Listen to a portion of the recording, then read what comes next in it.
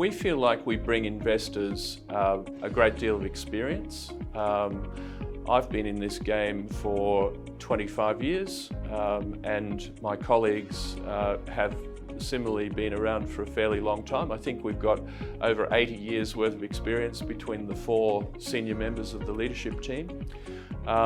So we've seen, peaks and troughs in the property market, and we think that's really important to have a bit of time to see what's possible and what's likely to happen. But also you have to keep a bit of imagination about what's going to happen in the future. That's why we sort of talk about the art and science of property investment, because part of it is about the analytics that I spoke of before, making sure we do good due diligence, all those sorts of things. But also you have to have a bit of a feel for property and a feel for the markets. And we think we combine those things very well to give a good risk-managed approach for our investors.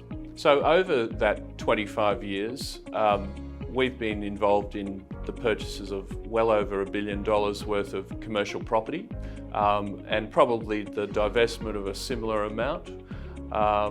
So a fair bit of knowledge comes in through those things, and we've also been very clear that we want to collect that knowledge within the company. So we go to a lot of effort to make sure we collect knowledge within the company and spread it around, so that one person's experiences becomes everyone's learnings. The other thing that we make sure we do a lot is focus on compliance and governance. And we feel like that's a real strength of ours. I've got a master's degree in law focusing on corporate law and governance, and that has kind of inculcated throughout our business this sense that we have to make sure that our governance and compliance standards are terrific. In fact, I don't know if investors appreciate it that much, but we'll often drag them into our office and show them our compliance plans, show them our risk registers and all that sort of stuff.